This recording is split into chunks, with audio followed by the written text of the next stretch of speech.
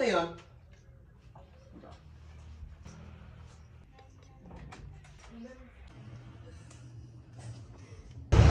Uy, paring Josh, ikaw pala yan. Ang buwan na kayong hindi nakakabayad ng utang, babawiin na namin ang bahay at lahat ng gamit nyo. Uy, teka lang. Teka, kapatid mo lang dito pag-usapan! Tama na! Bibigyan ko kayo ng 2 araw para lumayas dito.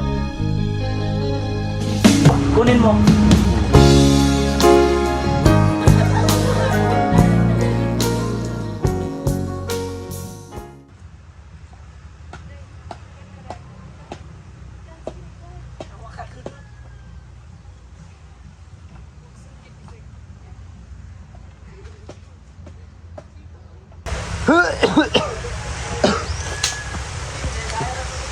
Ayos ka lang ba, mahal? Hindi natin sasabihin sa kanila? Wag na, mahal. Kawawa ang mga anak natin. Ayun, sila nanay, oh. Tulungan natin. Ay, may katulong po ba kami? Wala, mga anak. Pag-ilis muna tayo. Kailangan pa na namin ng pera para sa project namin. Wala pang pera, anak, eh. Hindi sapat ang kinitang tatay mo. Saan kaya ako kukuha ng pera para sa mga project ko? Magbibenta na lang siguro ako ng puto. Puto!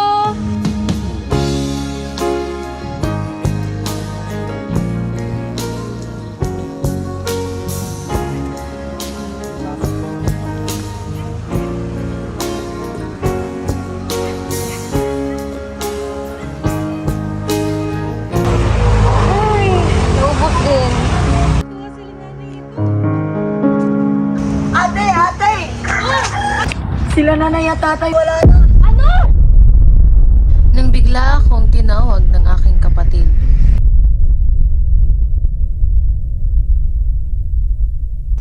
Nay! Nay!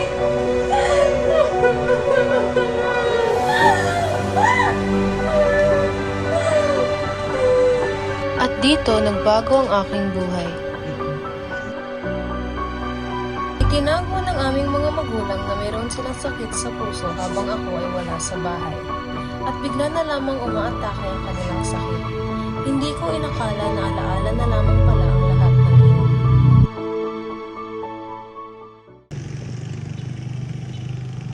Kinailangan kong lumuwas ng Maynila upang ipagpatuloy ang aking pag-aaral sabay ng aking pagtatrabaho sa kapatid ng aking inay.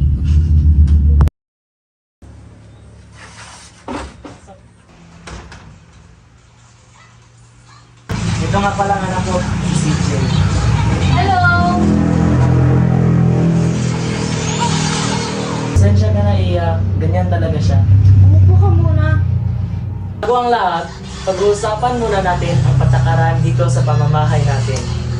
Una, nasa tapat ng CR ang iyong kwarto. Gusto lang naman namin na malinis ang buong bahay at napakain sa tamang oras ang aming anak. Nakaintindihan ba tayo?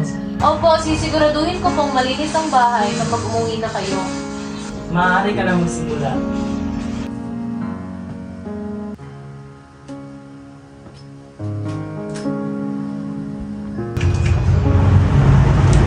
Ay, hindi ko sinadya.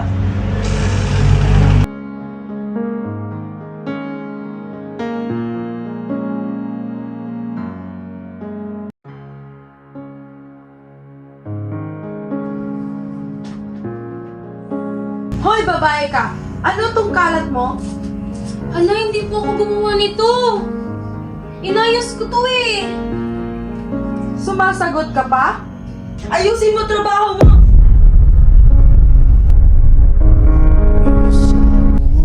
Litong-lito sa mga panahong nais mong maliw.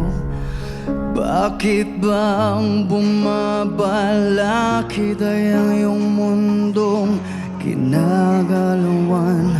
Ang buhay ay sadyang ganyan, suliranin di mapigilan. Itanim mo lang sa iyong puso kaya mo yan.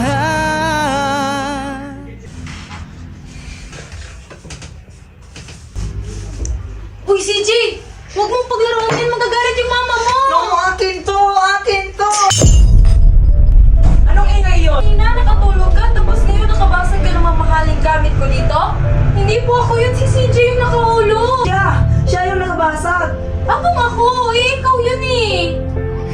Pagbibintangan mo pa ba yung anak ko? Linisin mo to! Linisin mo!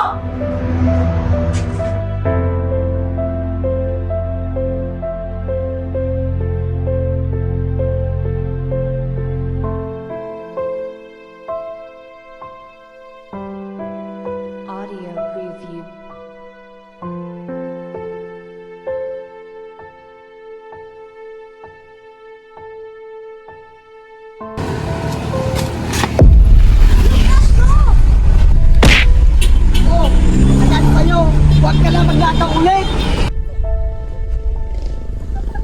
Saan ka ba pupunta?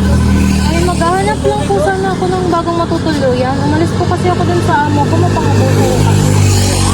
Halika, tumira ka muna sa amin. Talaga po?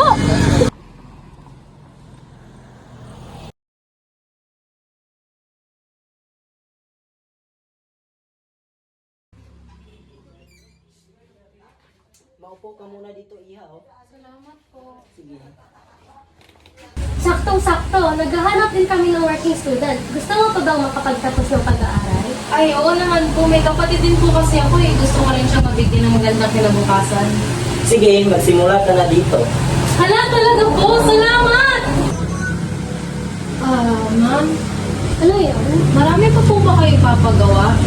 Mag-aaral po kasi ako sana kasi may test kami bukas. Sige, gawin mo muna yun, Iha. Baka importante yan sa pag-aaral mo. Sige, salamat po.